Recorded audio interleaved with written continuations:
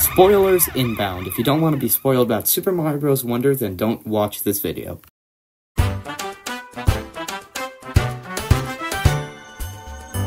Mario Wonder is an amazing and fun game, in my opinion, and because it's been out for a while and I really enjoy this game, I'd like to make a review about it and share it with all of you. Before I start the main topic, I like to say how I'll be running this series. For every game, I'll be putting it on a tier list with ranks S, A, B, C, and F, S being the best and F being the worst. This video is also very opinionated, so opinion warning. Now that's taken care of, let's get into the main course.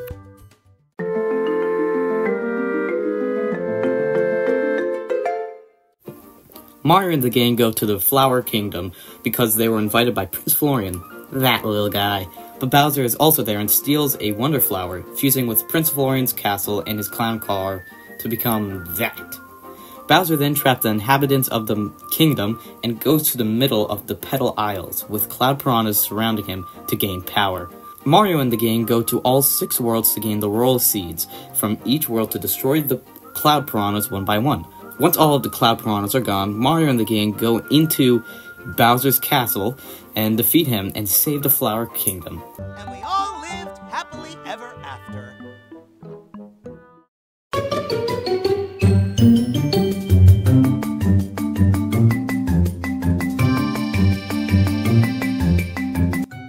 Everything in Mario Wonder is filled with life, thanks to the art style and animations. Every single animation has so much care put into them, from Goombas being annoyed in areas where they can't walk, to the stance that your character takes when you're holding Y, but not running. It's all so lively. The facial expressions also change a lot, giving more emotion to characters and enemies in the levels. The art style also helps the animation flourish, with the clayish texture style and bright colors giving a ton of life to this game.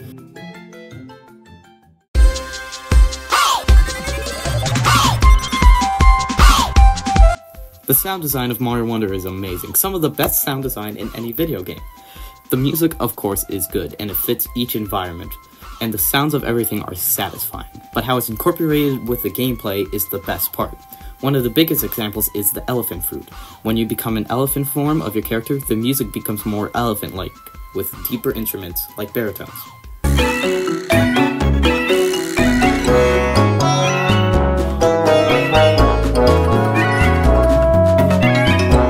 Many stages even use music as their central theme, such as Piranha Plants on Parade, one of the best levels in the game. The sound effects of the game are also amazing, like when ground pounding, when you are falling you get a roll, and then when you hit the ground you get a nice crash.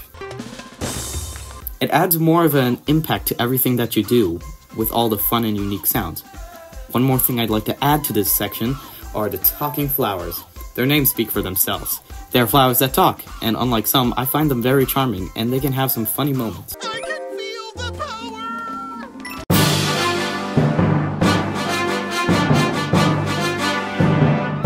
The physics of Mario Wonder are really good and smooth, like most Mario games, but how Mario Wonder goes more in depth with different gameplay ideas makes it even better.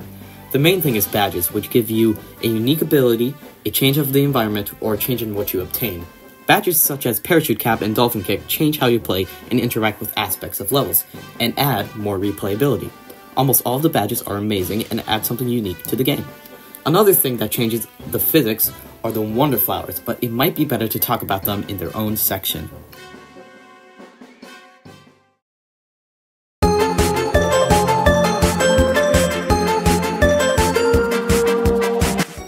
This is one of the best gimmicks in a platformer that I've ever played. Having an item that changes something about the level is amazing, whether it's making you into a Goomba, surviving an attack from an ancient spike thing, or running from plants that are walking and singing. Not every level has a unique wonder effect, but most do, and so many of them are good, if not wonderful. This single feature is one of the main reasons this game has amazing replayability, because of how unique and fun the wonder effects are.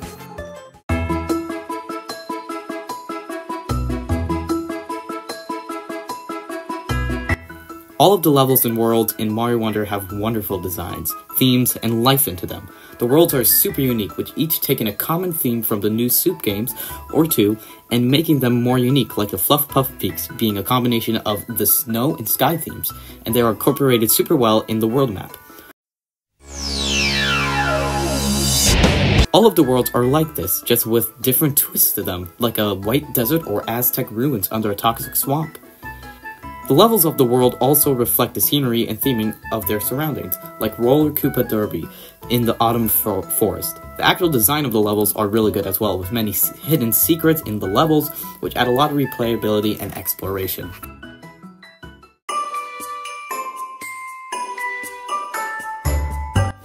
This game has some of the best online play of any Mario game, if not Nintendo game, which is very rare. Whenever you are online, there's no lag on your end, making the gameplay as smooth as playing by yourself or with others in the room. Speaking of, the co-op is great, like most Mario games. The main difference is that you can't troll them, which some people see as a con, but I think it's a good thing, making it easier for other people to do precise platforming. Some of the abilities that you can do online also help to make it fleshed out, like the 4 emotes, standees, power-up sharing, and heart points.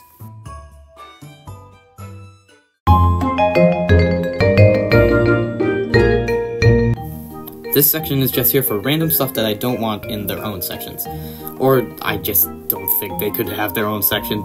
First, the amount of playable characters is the highest in any Mario platformer, which is amazing. Lastly, the power-ups are super unique and add a lot to each level, especially when they are used for specific purposes, like the elephant power-up being used to collect water.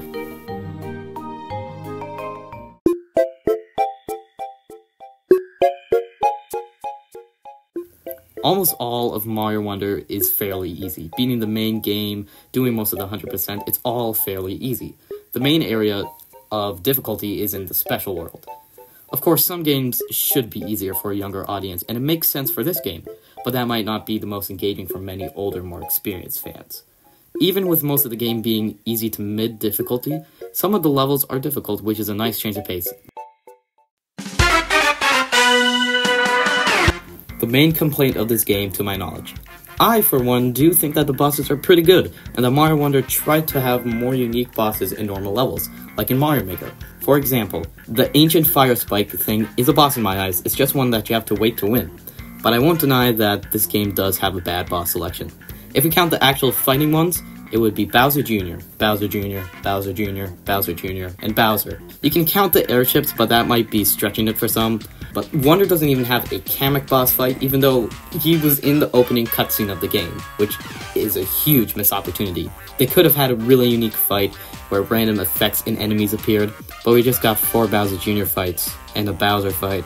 But the Bowser fight is really good, going into the music theme, but all 4 Bowser Jr. fights are, at best, pretty good. I mean, probably like a A- tier.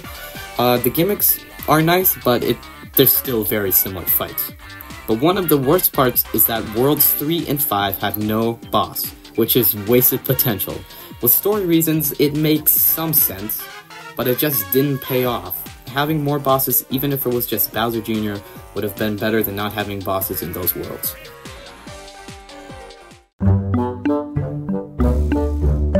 Just like the Pro section, this is just for random stuff I'd like to say, and I don't think should deserve their own section. First, purple coins having little use is disappointing, especially because they are the main coin of the Flower Kingdom, and you get a ton of them throughout your playthrough. Sure, you can buy 1-ups, but after you have 99 of them and have 100% of the game, the purple coins have no use, which shouldn't be that way, in my opinion. Finally, the story is bare bones, which is the norm for 2D Mario, but this is the one game where a better story would have heightened it even more, even if it was an optional collectible like the Egg Memos in Sonic Frontiers.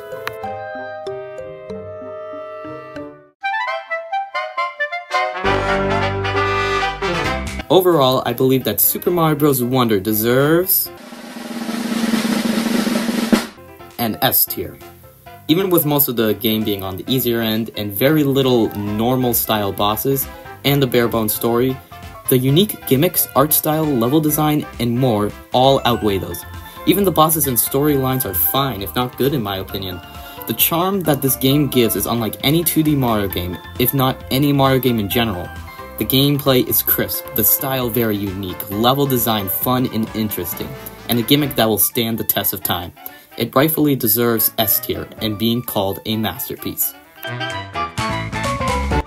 That's it for this video. If you enjoyed this video and or this type of video, please like and subscribe.